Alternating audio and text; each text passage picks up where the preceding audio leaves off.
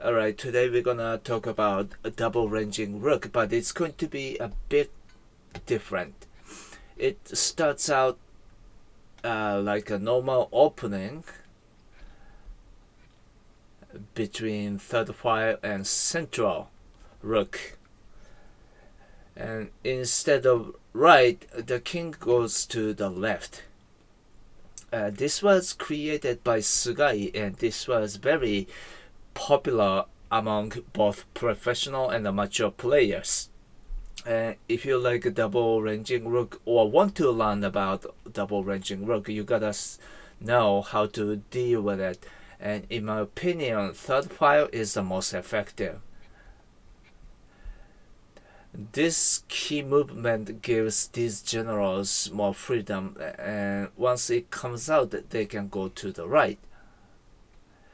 And this kind of restricts the freedom of Gote, and you will see why. And your king also goes to the right, and Gote goes for Anaguma.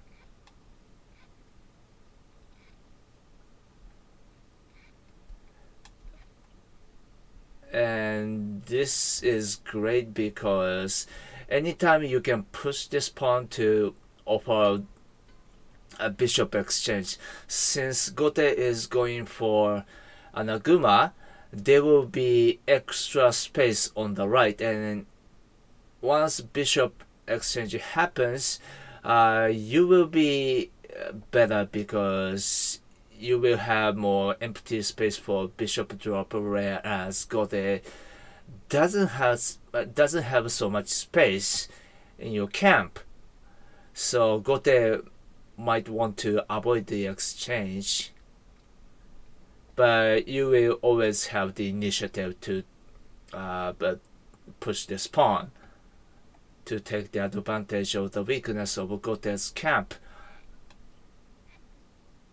But it's a little too early, so yeah, let's see what happens. And this is great as well. I personally like gold on 7-8 instead of 5-8 because it's going to be more solid if rook exchange happens. It gives you better defense for major piece drop. And it's a good idea to push the edge pawn for the endgame, and also in order to attack the edge.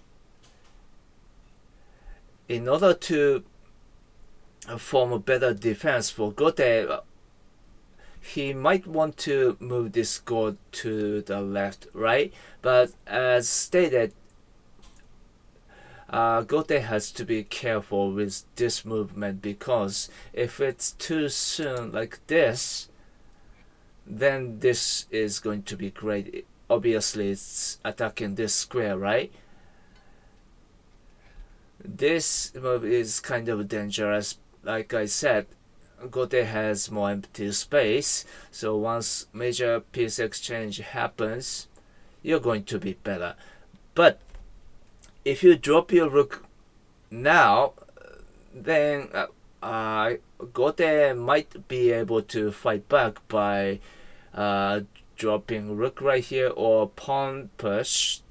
So it's a good idea to move back with this silver first. It's okay because it's already difficult for Gote to fix this problem. So you can stay cool and calm and form the better defense right here first. So it's going to be not favorable for Gote, so he wants to avoid that. What if he pushed this pawn instead to prevent rook promotion?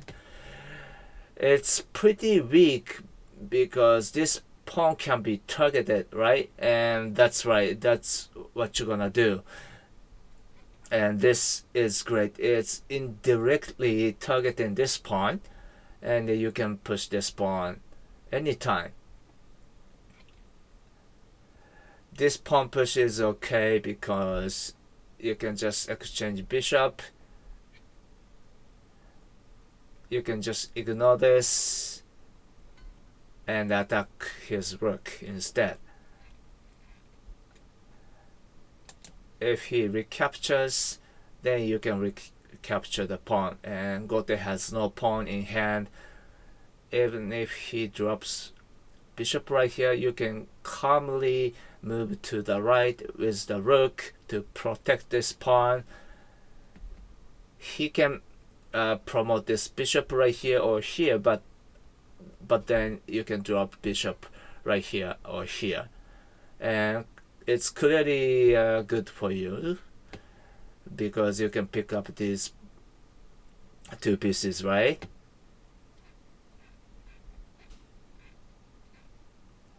And if he does something different like this, like I said, you can target this pawn. But if you do this now, Gote might be able to reactivate this bishop by pawn push, so you need to be careful. And you can jump this knight first to block this diagonal, then you can target this pawn next. As you can see, there is no way to protect it because it's heavily leaning toward the left, right, and there is no general to protect this pawn already, so it's too late. So you are clearly better. Okay, all the way back to all the way back to this position. So he might play silver 5-3 instead to form better defense and offense, so you can go both ways. Then you can push this pawn to form a better defense forward. It's possible for Gote to push this pawn to annoy you, but you can just ignore it and play rook 8-6 to force this gold to go to the right, because that's the only way to protect this square. Then you can offer bishop exchange. If he takes it, bishop promotion. If he recaptures, you can recapture the pawn to put some pressure on this rook, and there is no way for this to go to right. And also you can drop bishop right here next to fork this gold and this pawn, so you have more good options. Even if he takes this pawn, you can take the pawn. Again, bishop exchange will be good for you, so he would avoid it. Then you can advance silver to put pressure on this square. Alright, and it's also possible for white to go further with the silver, but since you have played pawn 4-6, it cannot go straight forward, right? So it's a good push. Then you can also form a better defense by silver 5-8. Then you can develop the silver. If Gote moves this gold to the left, then you can start attacking. Again, Gote has more empty space, so he can't take this by the rook. It's going to be like this. This rook drop is okay. You can attack back, and after the promotion, you can take the knight. And this is going to be taken as well. And he just promoted rook right here, and it has nothing to do next, so you're going to be better.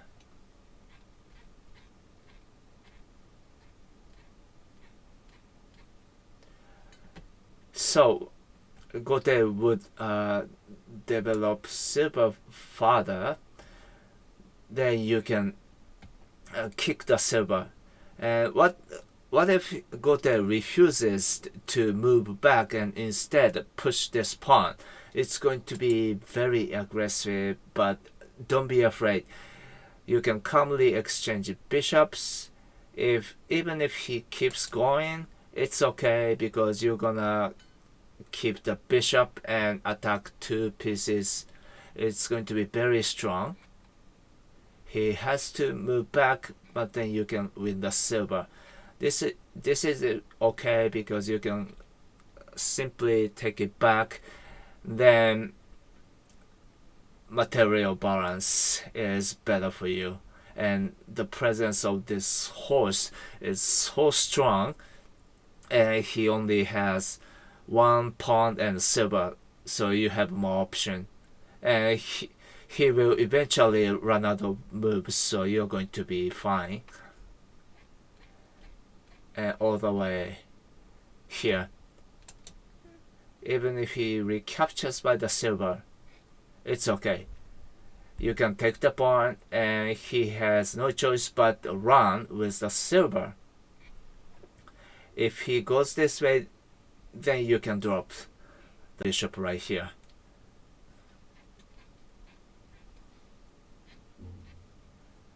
And silver 2-4 is going to be the last option for Gote.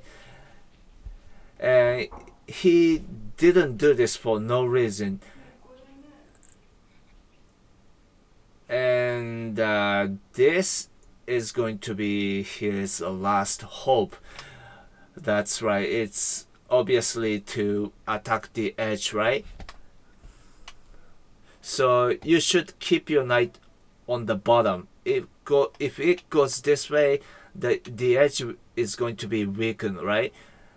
So you have to be very careful with that. And instead, you can push this edge pawn to activate your bishop. He keeps going, you can take it, silver recaptures. And if you take this silver like the dangling food, I know it's tempting, but if you take it, he can recapture it. Then he will be able to break through this edge. He can also push this pawn next to move this rook to the left for backup, and it's going to be very strong. So you have to be careful. You have to avoid it. And instead, you can activate your bishop. It indirectly looking at this gold, and he would drop pawn right here to protect this silver, and you can drop silver too. This looks scary because it's looking at this square, right? But then you can calmly move this gold to the right. And he would use this pawn to attack this square, but again, stay calm and move one step further to the right. Then you can attack this bishop. He would move to the right, but then you can start attacking. What if he takes this by the rook this time? You can just simply recapture, then push this pawn. If he does nothing, next pawn promotion is great, right? But if he takes it, bishop recaptures, then you can attack this lance. So it's going to be good. And once this pawn is gone, you can also jump the knight to attack the square. So it's going to be good for you. Even if he takes this by the pawn, it's okay because this pawn push is cool. Again, he can't take this by the rook, but if he takes it by the pawn, you can take the pawn. obviously you are attacking this pawn next, right? But even if he protects it like this knight jump is great. If he takes it, he will lose the rook, right? But even if he moves to the opposite side like this, you can still play knight 6-5. Again, he can take it. But even if he moves back, this pawn drop to corner the bishop is so great. There is nowhere to go to, right? So he has to drop the pawn to prevent this pawn promotion from happening. But then you can offer rook exchange. This time he has no choice but to accept it, but then bishop recapture. Next, knight promotion is great, and again this is looking at this gold. Once you have knight in hand, you can drop right here, so it's going to be wonderful. Of course he will fight back, but this rook drop is okay because you can sacrifice bishop. He recaptures, but then this rook drop is so strong.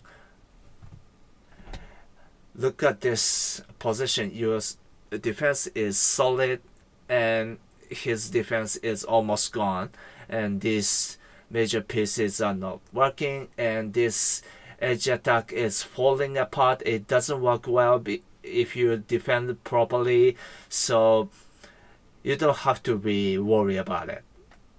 Alright, that's all for this video. Here's the summary. If your opponents go for left king, try to form Ishida style and deploy the left gold to 7-8 to brace for piece exchange.